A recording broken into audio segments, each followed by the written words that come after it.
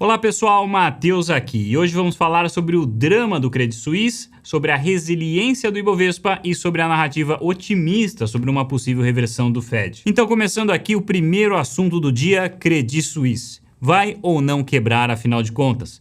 Claro que quem sabe essa resposta são as pessoas que menos estão dispostas a falar sobre o assunto e os dados disponíveis ao público nesse momento só nos permitem especular. Mas até mesmo uma mera especulação pode ser útil em momentos como esse, porque quando se trata de bancos, rumores costumam ter muito peso. Algumas pessoas lembram aí do Lehman Brothers em 2008, mas a gente nem precisa ir tão longe assim para entender o impacto de rumores sobre esse setor. Basta olhar meros meses atrás, quando o setor de criptomoedas estava quebrando em efeito dominó. Embora as empresas de empréstimo de cripto não sejam propriamente assim um banco, de acordo com a definição legal do termo, a atuação prática delas em muito se assemelha a pois tem depósitos, empréstimos e a palavra solvência é o termo mais sagrado da sua atividade também. E o interessante no episódio da cripto é que mesmo as empresas que não estavam insolventes no começo quase ficaram justamente por conta dos rumores. Para quem não se lembra, o episódio começou com a quebra de um fundo gigantesco chamado Three Arrows Capital, ou 3AC, que tomou emprestado muito dinheiro desse setor para se alavancar. Mas eis que quando a maré mudou, o fundo começou a gerar prejuízos violentos. As pessoas começaram a sacar o seu dinheiro e quem tinha emprestado dinheiro para a 3AC ficou com um tremendo rombo no balanço. A Celsius foi a primeira a cair dessa história, porque além de ter uma enorme exposição com a Three Arrows, ela também tinha exposição a GBTC e posições extremamente alavancadas em Staked It, ou seja, basicamente, ela se expôs a todos os produtos que explodiram ao mesmo tempo no auge do furacão. E não é à toa, então, que a empresa se tornou insolvente. Mas outras empresas que não estavam expostas a esses ativos poderiam ter resolvido a questão com a 3AC sem grandes prejuízos, se não fosse a onda de rumores que se alastrou pelo mercado, contaminando todas as empresas que tinham alguma exposição com a Three Arrows Capital. Basicamente, os rumores colocaram todas elas na mesma cesta junto com a Celsius e isso torna as coisas muito mais complicadas, porque nesse mercado, quando alguém vê fumaça, ele não quer saber o tamanho do fogo. Ele quer apenas sacar todo o seu dinheiro o mais rápido possível, justamente para não correr o risco de se tornar aquele coitadinho que chegou no final da história só para descobrir que a empresa se tornou insolvente e não consegue mais devolver o dinheiro dele. Nesse mercado, rumores são perigosos mesmo quando o problema não é grande o suficiente para derrubar uma instituição. Até hoje eu vejo gente pensando que a BlockFi, por exemplo, quebrou, mesmo ela nunca tendo bloqueado os saques dos clientes nem sequer por um minuto. Então, em momentos assim, rumores são complicados e talvez uma questão mais interessante a se perguntar sobre o Credit Suisse seja se você manteria o seu dinheiro lá nesse momento. Eu não manteria, poderia até colocar de volta mais para frente quando tudo estiver resolvido, mas nesse momento por que eu correria este risco? Mesma coisa quem trabalha lá, por que tem funcionários migrando para outros bancos? Segundo a matéria aqui da Bloomberg, o Credit Suisse se tornou um território de caça a talentos por empresas rivais. E o raciocínio é o mesmo. Se eu trabalhasse lá, eu estaria pensando também se vale a pena correr o risco de esperar e talvez ter que disputar vaga com uma legião de pessoas na mesma situação. Mas essa é apenas a minha visão. Para um banco desse tamanho, certamente que a possibilidade de um resgate não pode ser descartada. Afinal, se até nas cripto algumas empresas foram resgatadas, ainda que não tenha sido feito por um banco central, mas foram resgatadas, na economia tradicional, então, nem se fala. Esse jogo de banco central resgatando a instituição financeira é muito mais velho do que 2008. Desde o meu vídeo lá atrás do Primo Rico, que eu falo sobre a explosão da LTCM, que aconteceu em 98, e lá também houve resgate de diversas instituições financeiras. Então isso certamente pesa muito contra a possibilidade do Banco Suíço fechar as portas. Mas chega de especulações, vamos falar sobre os fatos, vamos analisar o efeito que isso está trazendo sobre os mercados. As especulações elas se intensificaram no final da sexta-feira e mais ainda durante o fim de semana, mas assim que os futuros abriram na segunda, os mercados passaram a não se preocupar mais com uma possível quebra do banco, porque a possibilidade disso fez alimentar as esperanças de uma reversão do Fed. De acordo com o relato aqui da Bloomberg, abre aspas, 1 a 1 os que estavam apostando contra o mercado foram forçados a capitular conforme cresciam as expectativas do mercado para um aperto mais lento dos bancos centrais. Fecha aspas. Então, é uma situação muito interessante. Nós temos as economias ao redor do mundo apresentando diversas disfunções e os mercados lendo isso como boa notícia. E o interessante é que se o Fed de fato resolvesse parar o aperto, isso traria realmente efeitos muito positivos, pelo menos aí no curto prazo. Não estou dizendo que o Fed vai fazer isso, eu não acredito nessa reversão agora, mas se ele fizesse, isso teria efeitos positivos sem dúvida nenhuma, porque nós vivemos em uma economia que gira em torno dos bancos centrais. Basta ver o exemplo da Inglaterra. Agora há pouco, quando os títulos de 10 anos começaram a despencar, bastou o banco de lá se manifestar que parou tudo na hora. Hoje os bancos centrais nem precisam fazer muito esforço em termos de volume financeiro para conseguir o que eles querem, porque o mercado já está tão acostumado com essa dinâmica que ninguém mais contesta. E o melhor exemplo disso foi há 10 anos atrás na Itália, quando Mario Draghi anunciou o programa para conter a crise de dívida europeia e eles não precisaram gastar nenhum único centavo sequer com o programa.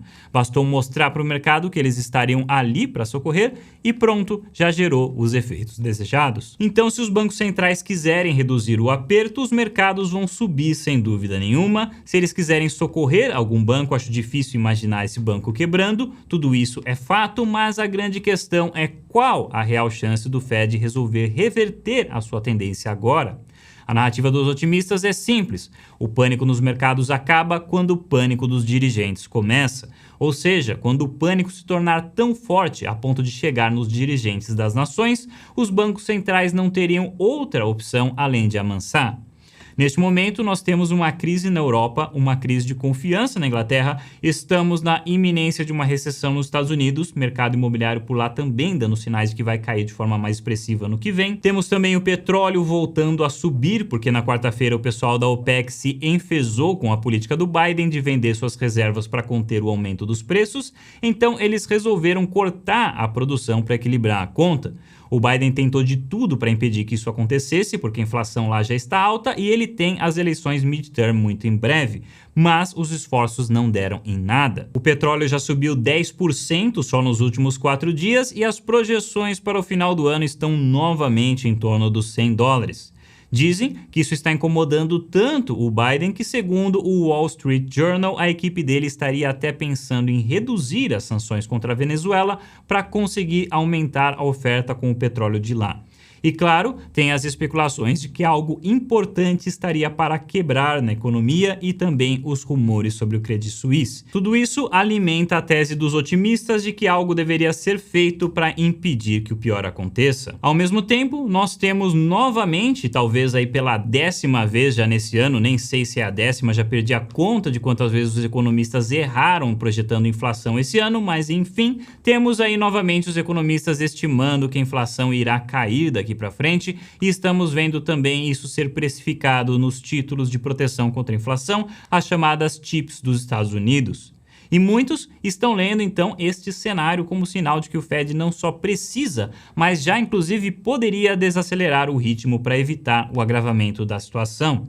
E eles dizem que o Banco da Austrália seria o primeiro a estar fazendo isso porque ele subiu os juros em apenas 25 pontos. Então essa é a narrativa dos otimistas e é isso que sustentou as altas que nós vimos aí no começo da semana. E eu sempre acho bom destacar os dois lados porque a gente sempre pode estar equivocado na nossa análise. Mas, particularmente, eu acho isso muito difícil de acontecer, porque os membros do Fed não estão perdendo uma única oportunidade para reiterar o compromisso deles em abaixar a inflação a qualquer custo. Os economistas estão prevendo a redução da inflação, sim, mas eles já erraram diversas vezes neste ano. O Fed quer ver o mercado de trabalho desaquecendo, mas esta semana foi a primeira que apresentou sinais relevantes de deterioração no mercado de trabalho. Teremos mais dados aí ainda na sexta-feira, mas a crença geral dos analistas é que o Fed quer ver o nível de desemprego subindo para pelo menos 4%, com alguns dizendo até 4,5%. E se o Banco Central da Austrália aumentou em apenas 25 pontos, pontos, o da Nova Zelândia aumentou em 50. Então talvez o evento da Austrália seja mais um caso isolado do que uma nova tendência. Isso sem falar em toda a história que eu já contei para vocês sobre a era Volcker, quando o Fed teve que amansar no meio do caminho e isso gerou uma conta ainda maior para pagar depois. E talvez ainda mais importante do que tudo isso seja este gráfico que a guru quantitativa do Bank of America, Savita Subramanian, destacou, abre aspas, 7 dos 7 últimos bear markets acabaram depois que o Fed fez cortes na taxa, fecha aspas. Ou seja, historicamente falando, o movimento de tentar passar na frente do Fed não mostra boas chances de sucesso. De acordo com a estatística, ficar na frente do Fed apenas significa ser atropelado por ele quando ele se recusar a parar e passar por cima de você. Sim, nós tivemos um começo de outubro excelente, de acordo com a Bespoke, foram os melhores 2 primeiros dias de outubro na história, mas a verdadeira pergunta é quão sustentável é esse repique? Como eu falei, nós tínhamos diversos indicadores técnicos mostrando que esse repique viria mais cedo ou mais tarde, só faltava uma narrativa que agora apareceu. Mas os resultados ainda são bastante voláteis. Hoje mesmo o SP500 chegou a subir quase 1%, depois caiu quase 1% e agora está com uma leve queda tudo no mesmo dia, e eis que o dia ainda nem acabou. Um evento que poderia alongar essa alta seria justamente a participação dos CTAs, os seguidores de tendência, que exacerbaram o rally de junho até agosto. Se eles entrarem comprando, isso poderia alongar o movimento, mas nós não chegamos nos níveis de compra deles ainda. No SP500, eles começariam a comprar a partir de 3.826, Nasdaq a partir de 12.122 e Ibovespa a partir de 118.513, segundo os dados da Nomura que estão aí na tela. Lembrando que eles compram aos poucos, conforme a tendência avança. Então esses números não são níveis mágicos que, se atingidos, vão começar um super rally, tá? Eles apenas contribuem nessa direção se eles forem atingidos. Mas vamos focar aqui os minutos finais deste vídeo para falar sobre o Ibovespa e o Bitcoin, porque ambos são ativos que estão recentemente se descolando dos movimentos lá de fora. Começando com o Brasil, o Ibovespa permanece muito resiliente, com movimentos aí de alta bem fortes, não só em termos de amplitude dos preços, mas também em termos de volume.